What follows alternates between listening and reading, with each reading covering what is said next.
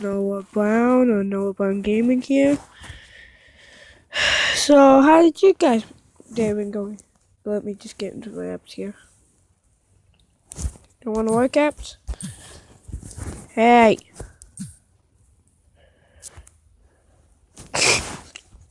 So, I'm gonna do this and that here, guys. After this video, I'm going to update this. So, have fun. Let's see. I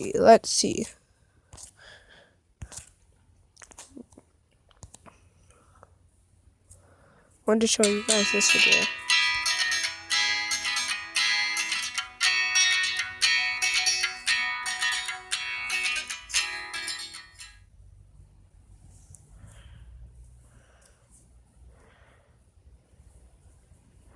The professors in the Pokemon series are complete and utter hacks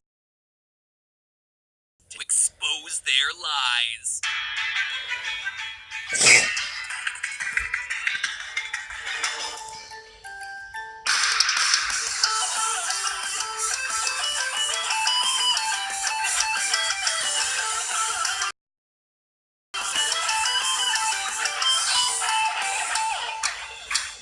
Hello, Internet!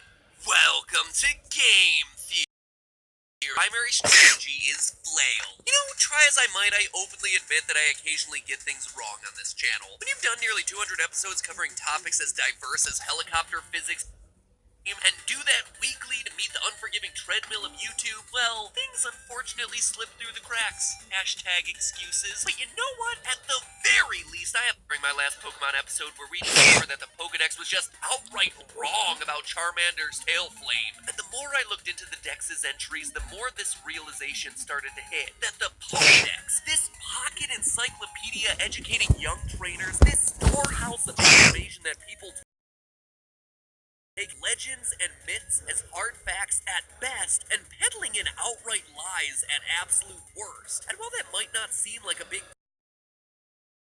deal, ways information about these creatures is handed down. And who's out there correcting it? Not the professors, since as we know, it's freaking written by them. Imagine if Wikipedia was just filled with lies. You'd never know, and the false information would perpetuate, virtually becoming fact. So like my ongoing series on the psychology of the Marioverse, today I'm starting a new series, Debunk the Dex, where I deconstruct the science of the Pokedex one Garbodor fire entry at a time. Because darn it, the 10-year-old Johtoans need to hear the truth that their Pokedex is full of lies. Today I'm starting my one-man quest to debunk the Dex with a generation I haven't covered all that much in other theories. Sure, we've done plenty of Gen 1 and Gen 2, even some Black, White, and XY, but I've never really talked about Gen 3, Ruby and Sapphire. The Mon on my mind specifically, though, is Gardevoir, the Embrace Pokemon. Embrace? Really, Game Freak? What? Like, it gives great hugs or something? You can't just throw words out there and expect them to mean something, guys. That's what got you into this mess to begin with. Anyway, here's Sir Hugs-a-Lot's Pokedex entry for Sapphire.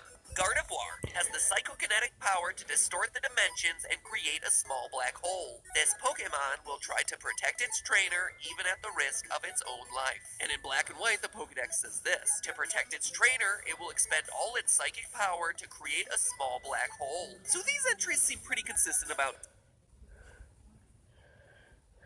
from Sapphire. Gardevoir has the psychokinetic power to distort the dimensions and create a small black hole. This Pokemon will try to protect its trainer even at the risk of its own life. And in black and white, the Pokedex says this: to protect its trainer, it will expend all its psychic power to create a small black hole. So these entries seem pretty consistent about two main facts. One, Gardevoir has protective instincts and looks out for its trainer, and two, Gardevoir has the power to create small black holes. I don't give Gardevoir a pass on the first point. I mean, apparently it's the Embrace Pokemon, so it's giving away more free hugs than cheddar samples at a Wisconsin cheese barn. But making black holes out of thin air? Really? I don't think that word means what you think it means, Game Freak. So let's ask the question. What would it mean for our little psychic fairy friend over here to create a small black hole? Well, to tackle that, we first have to ask, what is a black hole? Well, the official definition of a black hole is a region of space-time where gravity is so strong that nothing, not even light, can escape. Hence the term black hole. Well, Except, once again, we're being lied to by science. And this time it isn't even by a professor with a tree name. Black holes aren't black. They're invisible.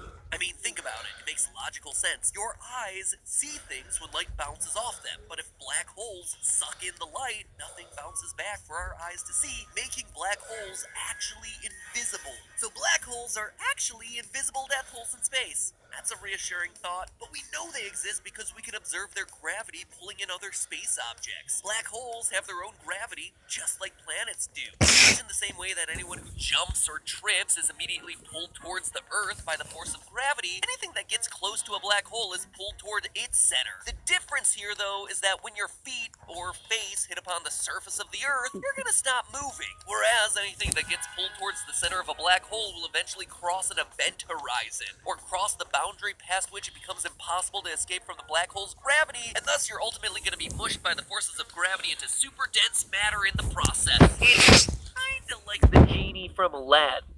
Phenomenal cosmic powers! So how is Babby black holes formed? The black holes that we're able to observe in space usually come about when an aging star collapses and goes supernova. And I'm not talking about Mu's poor imitation of a supernova. I'm talking about something really tremendously massive getting crumbled down into a teeny tiny space. And when I say massive, I mean really massive. I'm talking 20 times the mass of our own sun massive. But why does that all cause a black hole? Well, we know that matter can't be created or destroyed. This principle of the conservation of matter is derived from the first law of thermodynamics and Einstein's energy mass equivalence, E equals mc squared. But all of that is too complex and too nerdy to talk about here, so think about it this way. It's like crushing a bag of potato chips. Even if you completely crush that bag into a teeny tiny space and reduce it to a lump of crumbs, you're not going to change how much it weighs or how many calories are in it. There's still the same amount of chip in there, it's just sad, crushed up chip that you can no longer dip. So now imagine your potato chip bag is filled with the amount of stuff in a star,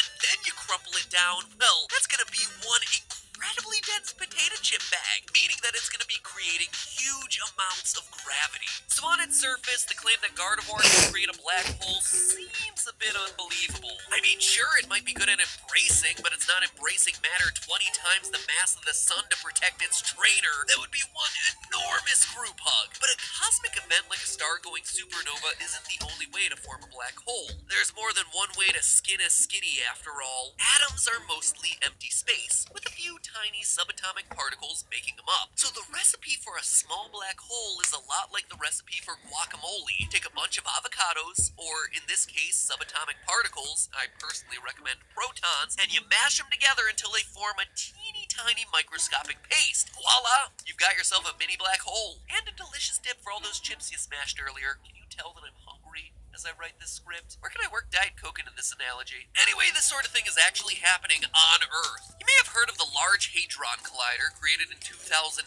which was created for the purpose of mashing subatomic particles together at incredibly fast speeds to see what happens, cause science! Seriously, it's like a toddler smacking trucks together, except these are highly trained scientists doing it in a lab that costs $1 billion a year to run. The scientists at CERN who run the Large Hadron Collider are mostly interested in observing new particles, and under the right conditions, they've confirmed that these particle collisions could form a black hole. To quote the official CERN website, another way of revealing extra dimensions would be through the production of microscopic black holes. What exactly we would detect would depend on the number of extra dimensions, the mass of the black hole, the size of the dimensions, and the energy at which the black hole occurs. End quote. Let me translate that for you. They are literally trying to create black holes on Earth. It's wild, right? So based on our current understanding, if Gardevoir can indeed mash subatomic particles together like the Large Hadron Collider, it should be able to make a black hole.